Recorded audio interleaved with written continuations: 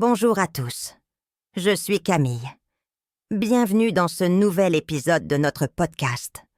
Aujourd'hui, nous allons vous parler d'intuition. Êtes-vous intuitif? L'intuition se définit comme une capacité remarquable à percevoir et comprendre de manière spontanée, sans recourir à un raisonnement méthodique. Cette faculté, qui intrigue l'humanité depuis des millénaires, fait désormais l'objet d'études scientifiques rigoureuses qui nous permettent de mieux comprendre ces mécanismes. Les philosophes de l'Antiquité, notamment Platon, reconnaissaient déjà cette forme particulière de cognition. Plus près de nous, le psychologue Daniel Kahneman a établi une distinction fondamentale entre la pensée rapide, intuitive et automatique, et la pensée lente, analytique et consciente. Cette classification a considérablement enrichi notre compréhension de l'intégration de l'intuition dans nos processus cognitifs. Les neurosciences révèlent aujourd'hui les fondements biologiques de l'intuition.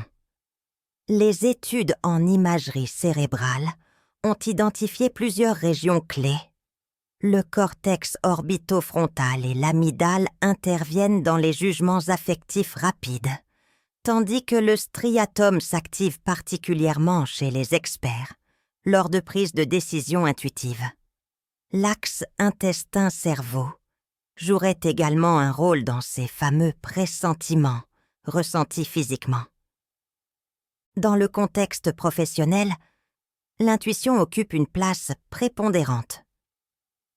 Une étude récente de la Harvard Business Review démontre que 65% des dirigeants s'appuient fréquemment sur leur intuition pour leurs décisions stratégiques. Cette confiance repose sur une expertise développée au fil des années, permettant la reconnaissance rapide de schémas complexes sans analyse exhaustive.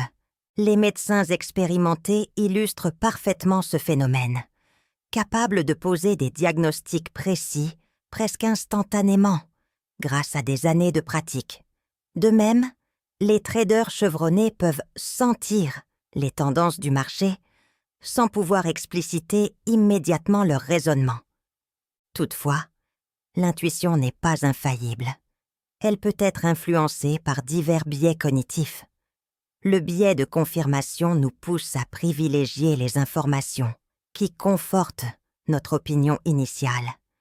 Les biais affectifs colorent notre jugement d'émotions parasites et les stéréotypes inconscients peuvent déformer notre perception. Pour cette raison, il est crucial d'adopter une approche équilibrée, confrontant nos intuitions à l'analyse rationnelle et aux perspectives externes. La dimension spirituelle de l'intuition occupe une place significative dans de nombreuses traditions. Dans l'hindouisme, elle est associée au chakra Ajna, le troisième œil. Le christianisme mystique évoque des états de grâce où l'individu accède à des révélations transcendant la raison. Le soufisme considère l'intuition comme l'expression d'un cœur purifié, capable de percevoir directement la réalité divine. Pour développer son intuition, plusieurs techniques ont démontré leur efficacité. La méditation et la pleine conscience permettent d'affiner sa sensibilité aux signaux subtils, comme le confirme une étude de 2017 du Journal of Cognitive Enhancement. L'écoute active et l'observation attentive des comportements non-verbaux constituent également des outils précieux. La tenue d'un journal introspectif s'avère particulièrement utile pour affiner son intuition. En notant régulièrement ses pressentiments et en vérifiant leur pertinence a posteriori, on développe progressivement un meilleur discernement. Le travail en équipe pluridisciplinaire offre l'opportunité de confronter ses intuitions à diverses perspectives, évitant ainsi l'enfermement dans des biais personnels. Les différences culturelles influencent considérablement notre rapport à l'intuition. Les sociétés asiatiques, traditionnellement plus collectivistes, peuvent tempérer l'expression des pressentiments individuels, tandis que les cultures occidentales valorisent davantage l'autonomie décisionnelle.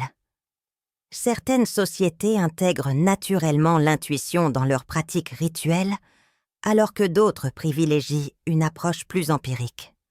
Le bouddhisme propose une perspective unique sur l'intuition à travers le concept d'impermanence, anicca. L'observation directe des phénomènes et le détachement de l'ego favoriseraient une perception plus immédiate de la réalité. Cette approche considère l'intuition non comme un simple outil pratique, mais comme une manifestation de la sagesse supérieure ou prajna. Pour optimiser l'utilisation de l'intuition, il est recommandé de maintenir une conscience aiguë des biais potentiels, de valider ses impressions par l'action ou la confrontation aux faits et de pratiquer régulièrement des exercices d'affinement de la perception. L'intuition apparaît ainsi comme un phénomène multidimensionnel, relevant à la fois des neurosciences, de la psychologie, de la culture et de la spiritualité. Son utilisation optimale nécessite un équilibre subtil entre ouverture d'esprit et esprit critique.